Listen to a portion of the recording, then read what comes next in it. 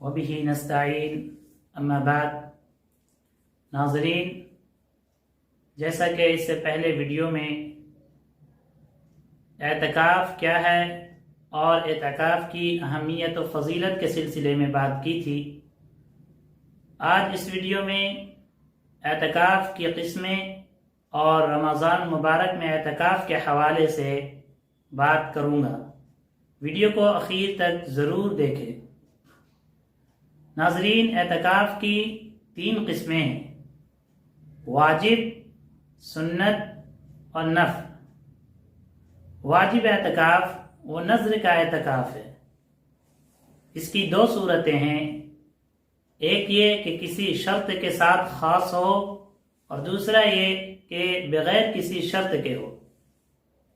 مثلا کوئی شخص یوں کہے کہ اللہ کے واسطے میرے لیے اتنے دن کا اعتکاف ہے، یہ بغیر کسی شرط کے اعتکاف ہے۔ یا کسی شرط کے ساتھ خاص کر کہے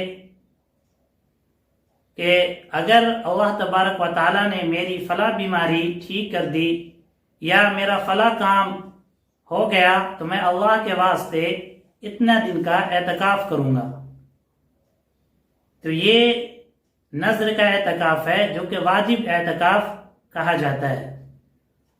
اور ناظرین، ایک بات یاد رہے کہ واجب اعتکاف اور اسی طریقے سے سنت اعتکاف کے لیے روزہ شرط ہے، یعنی بغیر روزہ کے یہ اعتکاف درست نہیں۔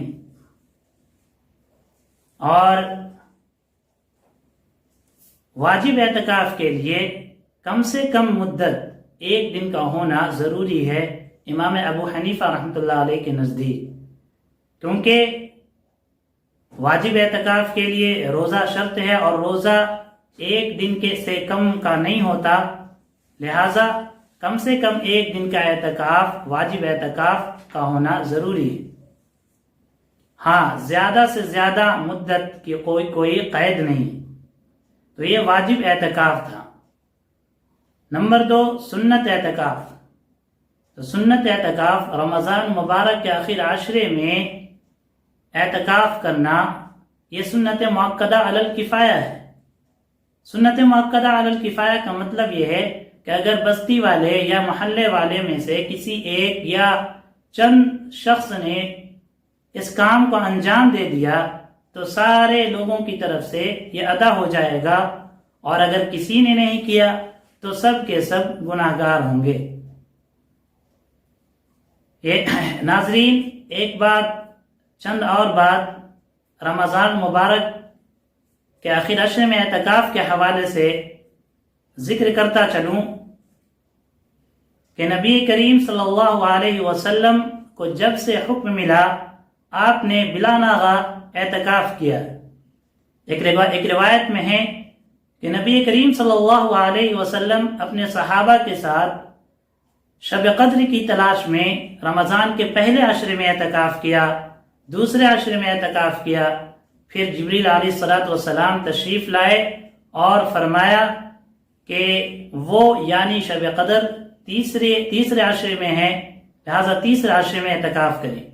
نبی کریم صلی اللہ علیہ وسلم اپنے صحابہ کو تیسرے عشرے میں اعتکاف کرنے کے لیے کہا اور خود بھی کیا۔ اسی طریقے سے ایک اور روایت ہے، نبی کریم صلی اللہ علیہ وسلم کا ارشاد ہے، من اعتکف 10 فی رمضان کان کحجتین وعمرتین، یعنی جس نے رمضان میں 10 دنوں کا اعتکاف کیا تو اسے 2 حج اور 2 عمرے کا ثواب ملے گا۔ تو یہ کتنی بڑی عظیم نعمت ہے، اور اتنی معمولی سی قربانی پر اتنا بڑا اجر و ثواب عطا کیا جا رہا ہے، اور اس کے ذریعے سے شب قدر یا اس کے ذریعے سے یعنی رمضان میں اعتکاف یعنی آخر عشر میں اعتکاف کر کے شب قدر میں عبادت کی توفیق بھی حاصل ہو جاتی ہے۔ اسی طریقے سے ناظرین کہ اگر رمضان مبارک کے آخر عشرے میں اعتکاف اگر کرنا چاہے کوئی تو کب کرے؟ 20 رمضان مبارک کے غروب آفتاب سے شروع ہو جاتا ہے اور عید کے چاند نظر آنے پر ختم ہو جاتا ہے۔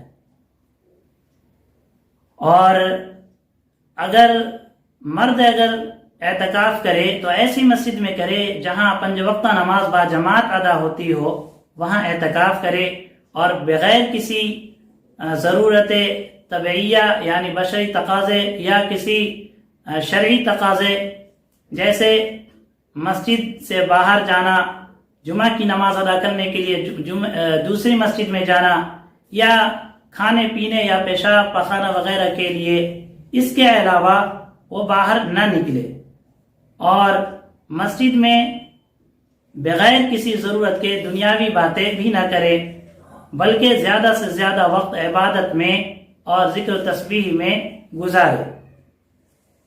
اسی طریقے سے ناظرین، اگر کوئی عورت اعتکاف کرنا چاہے تو وہ اپنے گھر میں گھر کے کسی حصے کو، کسی کمرے کو یا کونے کو خاص کر لے اور اس میں وہ اعتکاف کرے اور وہ بھی ان تمام باتوں کا خاص خیال رکھے جو معتکف کے لیے ضروری ہے۔ تو یہ وہ باتیں تھی ناظرین جو رمضان مبارک میں اعتکاف یعنی سنت اعتکاف کے حوالے سے تھی۔ تیسرا اعتکاف نفلی اعتکاف ہے، اور یہ اعتکاف واجب اور سنت اعتکاف کے علاوہ ہے، یعنی اس میں نہ ہی روزہ شرط ہے اور نہ ہی وقت اور مدت کی کوئی تحدید ہے، کوئی قید ہے۔ اگر کوئی شخص مسجد میں داخل ہوتے ہی اعتکاف کی نیت کر لے تو اسے اعتکاف کا ثواب ملے گا، اور جب تک مسجد میں رہے گا ملتا رہے گا، اور جو ہی مسجد سے نکلے گا اعتکاف ختم ہو جائے گا۔ تو یہ تمام باتیں اعتکاف کے حوالے سے تھی۔